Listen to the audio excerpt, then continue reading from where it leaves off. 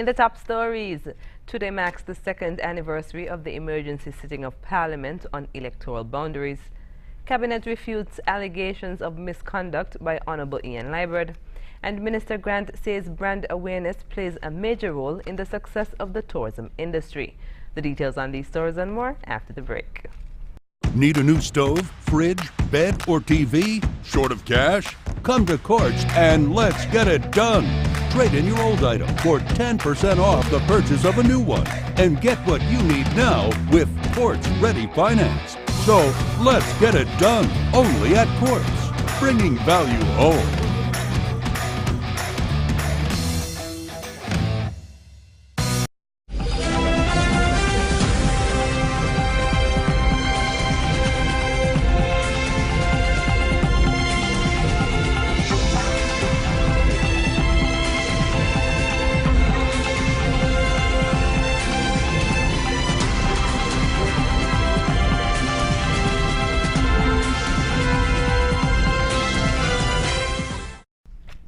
Hello and welcome to the ZIZ Channel 5 newscast. I'm Carla Barrage.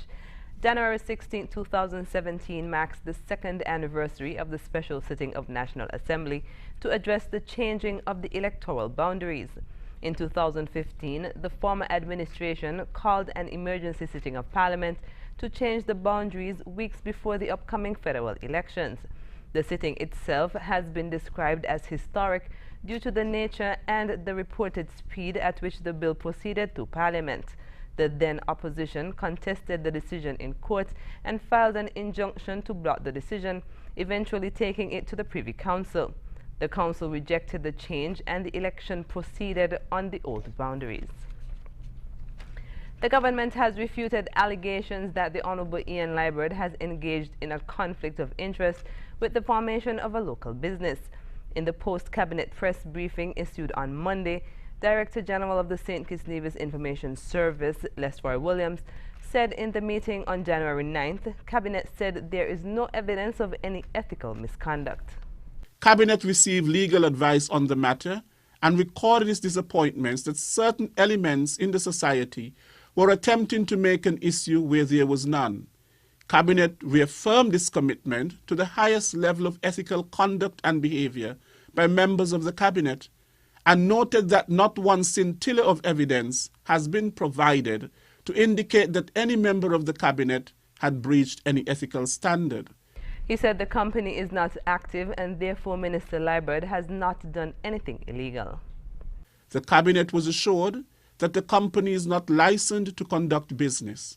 Neither has the company engaged in any business, and in particular business which benefits from any contracts with the government. The Cabinet is satisfied that Minister Liburd has done nothing illegal.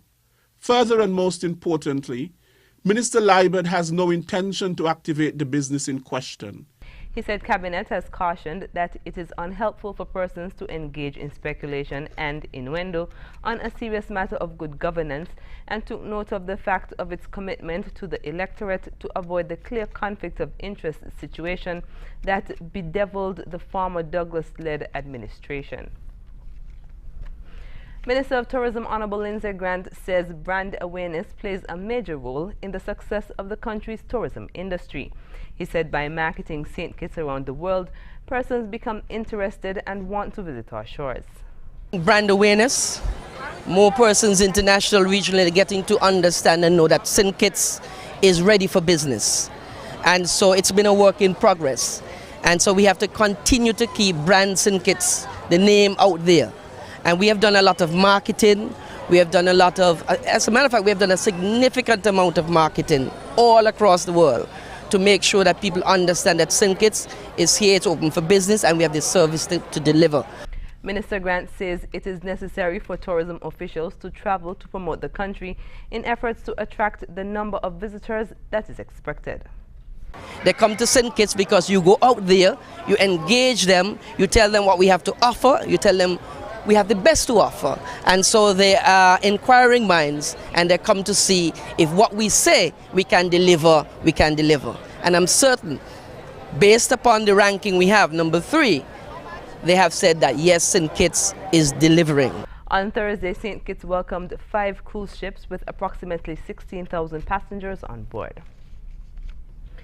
Persons in the creative industry are being encouraged to start the new year on the right note by registering with the St. Kitts Nevis Creative Industry Registry, SKNCIR, so as to capitalize on a number of available opportunities. The announcement was made by Director of Culture Troy Mills on ZIZ's Working for You on Wednesday. He explained the purpose of the St. Kitts Nevis Creative Industry Registry. It's a database designed to capture everybody involved in culture in the federation, no matter what element of culture. So we have a database. At any point we could say we have 7 DJs, 11 gospel singers, or 17 calypsonians, or whatever, and who they are. Mills said there are several advantages to registering on the official website skncir.gov.kn. There are a lot of benefits, duty free. That's another benefit you can And have the being CSME registered. certificate. And the CSME certificate. certificate. So once you're not registered with us, you can't get that certificate. I see, okay. And we would push the argument that if you're not, you should not be considered for music festival, to perform a music festival, and should not be considered to compete in National Carnival because you're not registered with the Department of Culture and our St. Kitts Nevis Creative Industry Registry. All individuals involved in the arts are encouraged to log on and get registered or visit the Ministry of Culture on Victoria Road or call 765-1100. After the break, a bus driver charged with causing death by careless driving, and the Ministry of Education hosts autism detection training sessions. We'll tell you more when we come back.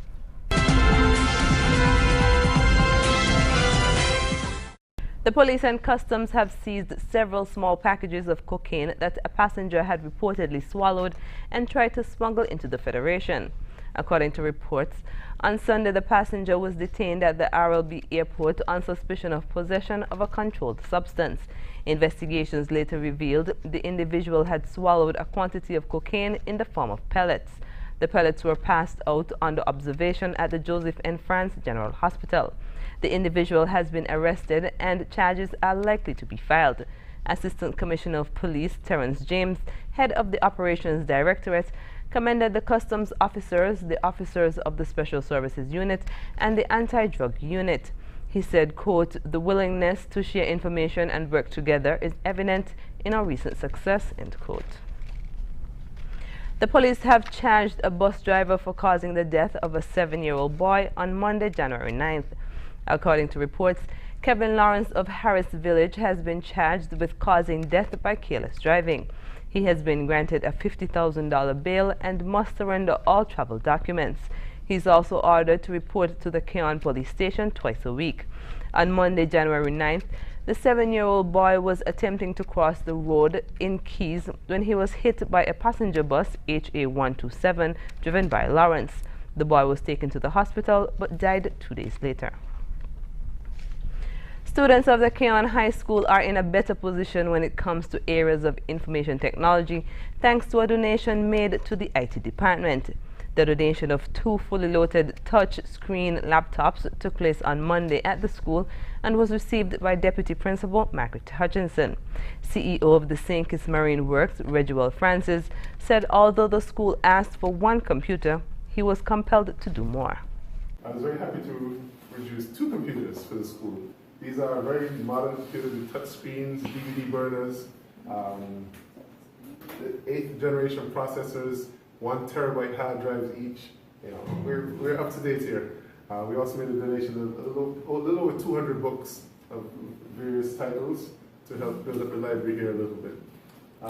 Education is important, so when the request was made, we had to really jump and help out how we can.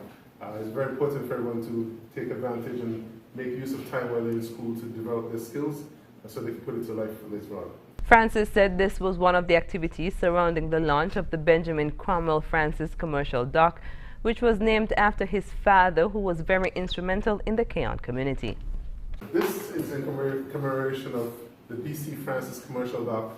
We had approval in principle on the 25th of November, which is a very, very big achievement for us. It's the first step in building our cruise ship dock down at our facility.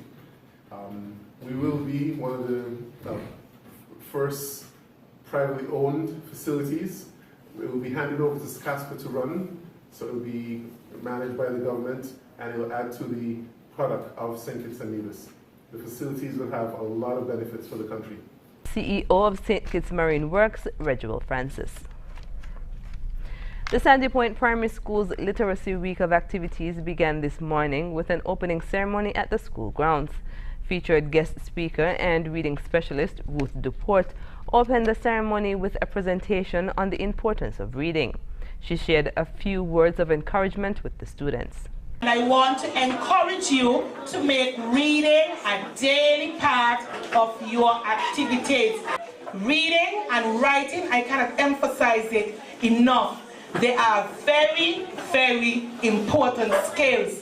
And we don't want anybody to read and write for us. We want to be able to do that for ourselves so we can take charge of our lives. Deputy Chief Education Officer Darrell Lloyd explained why the Ministry of Education has placed more focus on literacy. The Ministry of Education has placed literacy as one of our priority on our calendar of events. We firmly believe that literacy is the way to go. If we are going to reduce poverty, if we are going to control the diseases that plague us, or if we are going to improve the standard of living.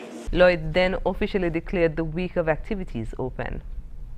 Use this week as an opportunity to tell yourself that I am going to really get down into the books and become a very good reader, a lover of reading. Reading is important, as Ruth would have said, if you want to travel the world. Reading opens the opportunity for you to go to places that you may never go in life, just by reading the information in a book. And so with these few words, I wish to declare this week of activities officially open. During the ceremony, the students presented literacy-themed selections via poetry and song. The activities will include a career day, an open day and a parade day, and are scheduled to run from Monday, 16th January to Friday, January 20th. The Sandy Point Primary School's Literacy Week is being held under the theme Swing into Literacy, Lights, Camera, Read. The Ministry of Education recently hosted autism detection training sessions under the supervision of Dr. Cheryl Rosen, a certified autism specialist out of Maryland, USA. Over the past 2 years, Dr. Rosen has visited the island, but last week returned to host a refresher session. The trainees met with students and parents in sessions focusing on using the method of play to identify and work with students with autism spectrum disorders. Dr. Rosen also held discussions with the Ministry of Education staff on developing an early identification center to work with children identified with autism, especially at the preschool and early primary levels. 8 trainees gained certification as autism specialists following the week of training. Since the training began in 2015, 45 children have been identified with autism spectrum disorder in the Federation. Coming out, Brazil prison riots put a focus on penal reform, and President Maduro extends Venezuela's economic emergency. The details when we come back.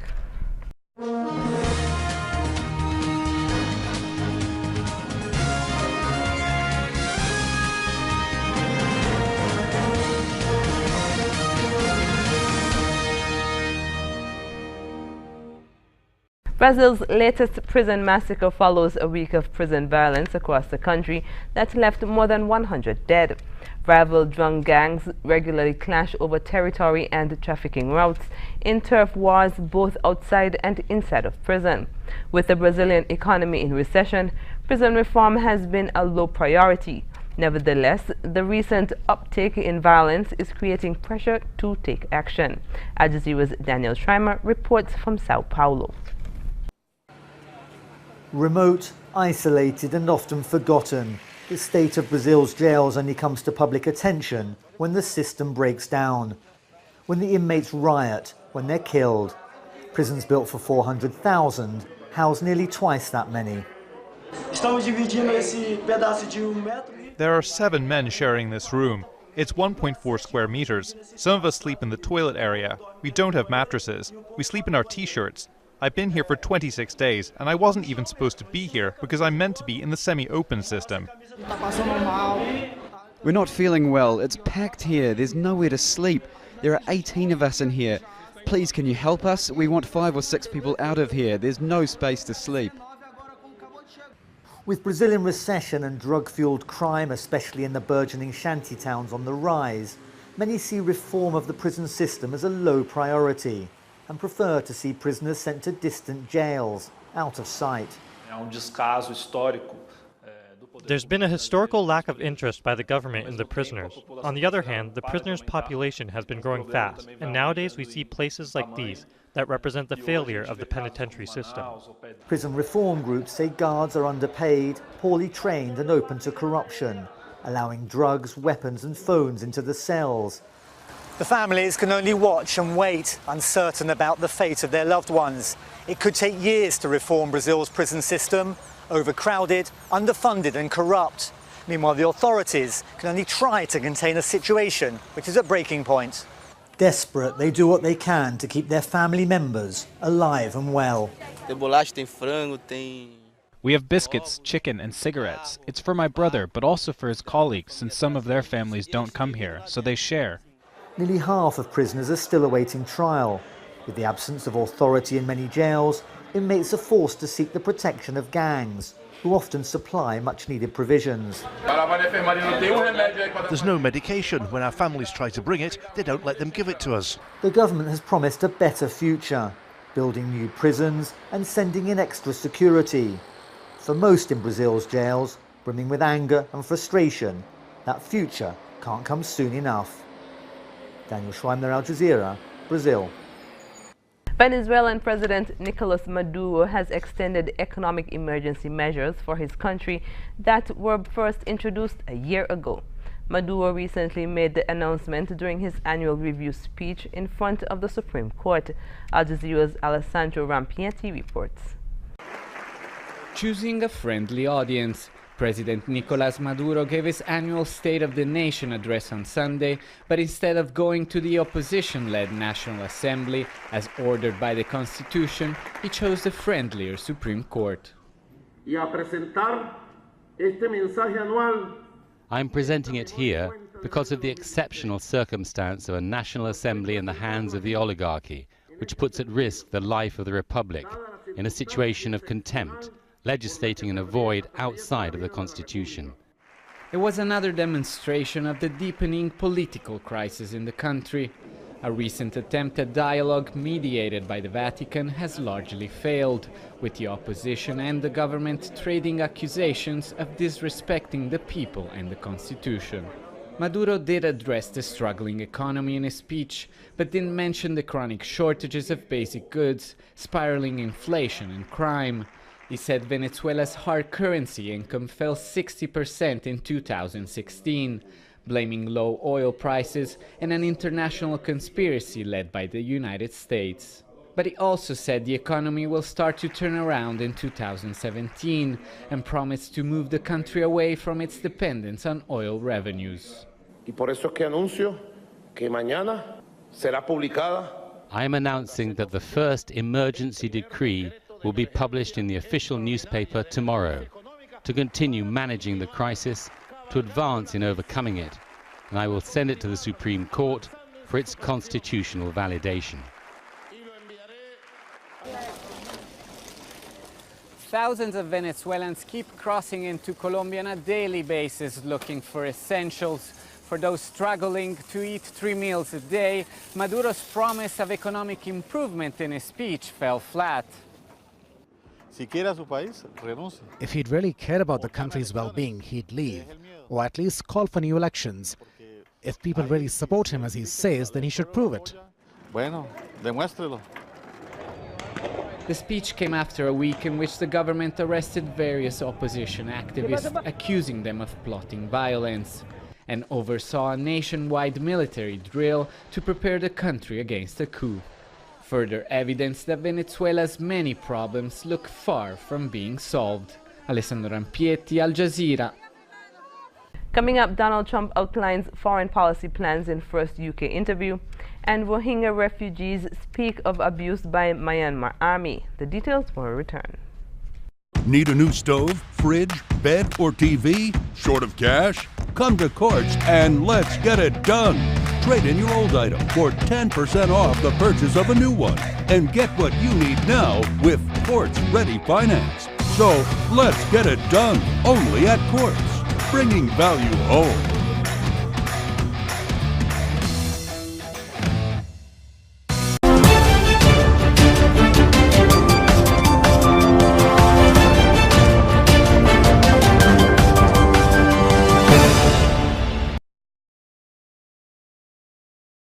Just days before he is about to be sworn in as the next U.S. president, Donald Trump has outlined some of his foreign policy plans in his first UK interview to the Times newspaper.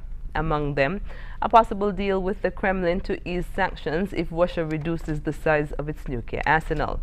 More in this report. Donald Trump. There are those who thought Donald Trump would become more diplomatic and presidential with his inauguration looming.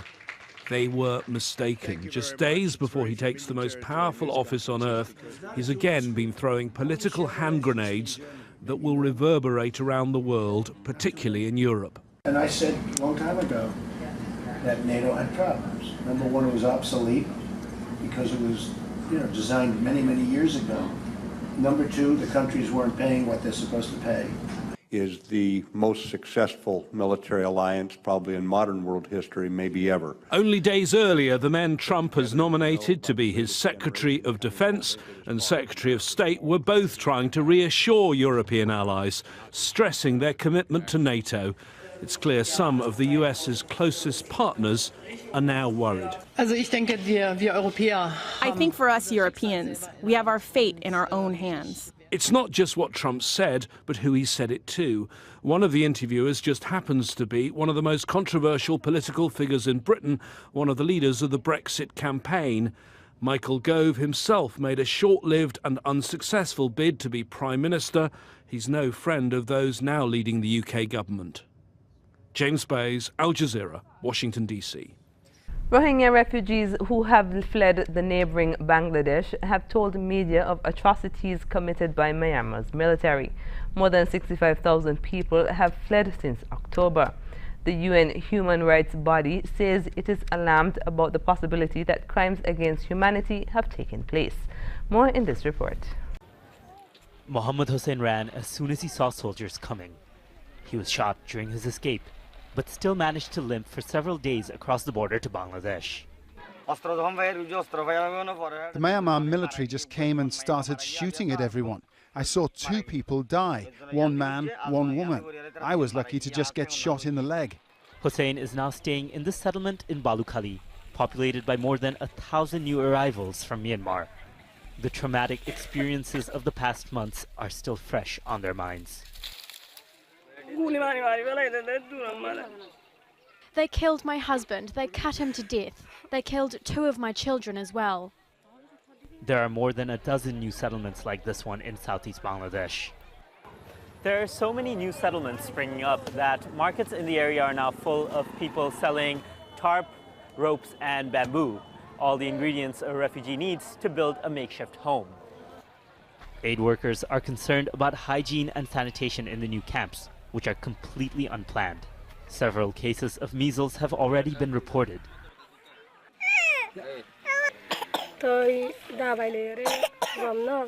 My children have both been coughing and coughing. They've got all these marks on their body and a fever. I'm really worried.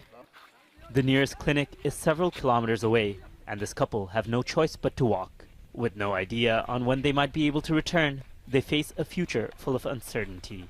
Mahir Sattar, Al Jazeera, Balukhali, Bangladesh.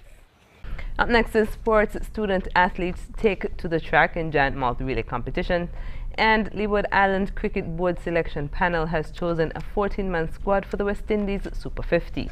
Stay tuned.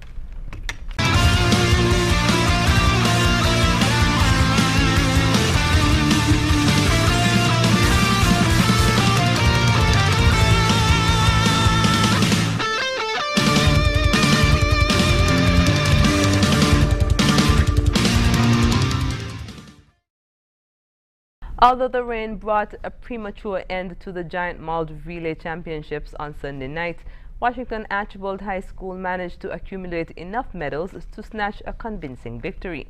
At the end, they collected 9 gold medals and 4 silvers. Charles E. Mills took second place with 5 gold medals and 5 silvers. Third position went to CFBC with 2 gold medals. During the opening ceremony, Permanent Secretary in the Ministry of Sport, Stanley Knight, said the event falls under one of the commitments of the ministry to provide sporting opportunities for everyone. We would like to see opportunities provided where sport is available and opportunities are there for persons to participate in sport from the cradle to the grave. Permanent Secretary in the Ministry of Education, William Hodge, described it as a historic event in the life of track and field in the Federation and encouraged the athletes to take advantage of the opportunity to grow in a number of areas. Our student athletes have yet another opportunity to further develop a set of core values. For me, top of the list is sportsmanship, respect, teamwork, cooperation, self-discipline, leadership. By the end of today's meet, it is my expectation that all of the athletes would have grown some measure in each of these core values. Kenwick Isaac, brand manager for sponsors Carey Breweries, said his company is happy to be associated with the event. Our plan is going forward to have this as a calendar event for the schools and to further develop the athletes as they move into the individual sport days. Over the past 20 years, Carey Brewery has been intimately involved in the sponsorship of primary and secondary sports. This year, it's going to be no exception. Due to the downpour, the event was abandoned with 3 races left to go. However, officials said the medal tally was enough to declare Washington Archibald High as the winner. The prize-giving ceremony will be held at a later date. The Leeward Island Cricket Board selection panel has chosen a 14-man squad along with 3 reserves after 3 trial games to represent them for the West Indies Super 50. The team started its training with a field session at the Sir Vivian Richards Stadium on Monday, according to coach Reginald Benjamin's practice schedule. The squad comprises of Kieran Powell, captain, Rakeem Cornwall, vice-captain, Marlon Samuels, Monson Hodge, Chesney Hughes, Nkrumah Bana, Jamal Hamilton, Jermaine Otto, Orlando Peters, Elzari Joseph, Akil Hussain, Kevin Cooper, Gavin Tong, and Jason Campbell. The LICB has also requested that Kian Pemberton of Nevis form part of the training squad ahead of the Super 50. The Hurricanes will start its first game against Kent Spitfires at the Coolidge Cricket Grounds, formerly Stanford Cricket Grounds, in Antigua on the 25th of January 2017. Lamar Odom is finding more happiness as he continues his road to recovery after undergoing a rehab stint, drug overdose, and divorce from Khloe Kardashian. The 37-year-old former NBA star reunited Saturday night with 3 friends and former colleagues. 37-year-old former NBA star Lamar Odom was seen reuniting with 3 friends and former colleagues Saturday night. Among them were Odom's former LA Lakers teammate Luke Walton, who now serves as the team's head coach, former assistant Lakers coach Brian Shaw, and retired NBA and Los Angeles Clippers player Keon Dooling. Odom wrote on Instagram alongside a photo of the 4 men, "Great night with great people, a brotherhood that goes beyond basketball." When we come back, we'll have another look at the stories that made the headlines.